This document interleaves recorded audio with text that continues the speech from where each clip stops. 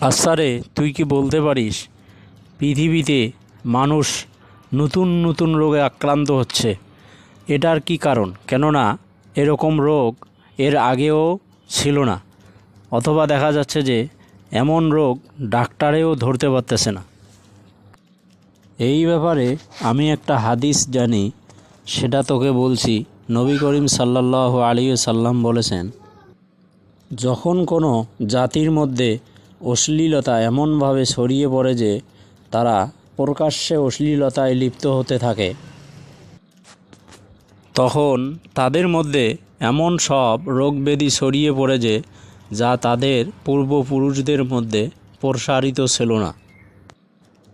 আবার এই যৌনতা বা ব্যভিচার সম্পর্কে প্রিয় নবী সাল্লাল্লাহু আলাইহি সাল্লাম তার অন্য এক হাদিসে বলেছেন, কোনো ব্যক্তি যখন ব্যভিচার করে বা জিনা করে তখন তার ভিতর থেকে তার ঈমান বেরিয়ে যায়। এরপর তা তার মাথার উপর ছায়ার মতো অবস্থান করতে থাকে। এরপর সে যখন তওবা করে যে সে আর ওই কাজ করবে না, তখন তার ভিতর ঈমান আবার ফিরে আসে। আমাদের এই প্রজন্মকে ডাক্তারকে ঔষধকে এগুলো মনে হয় আলু ভর্তার মতো ভর্তা করে খাওয়ার পরেও আমাদের এই রোগ ব্যাধি ভালো হবে না। কেননা আমরা প্রতিনিয়ত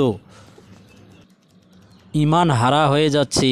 এটার কারণ হচ্ছে, রাস্তা দিয়ে হাঁটবি বেপরদা বেটি সওয়াল, ফেসবুকে ঢুকবি সেখানেও বেপরদা বেটি সওয়াল, টিকটকে ঢুকবি সেখানেও বেপরদা বেটি সওয়াল, ইনস্টাগ্রামে ঢুকবি সেখানেও বেপরদা বেটি সওয়াল, বাজারে যাবি মার্কেট করতে সেখানেও বেপরদা বেটি সওয়াল। কী যে হবে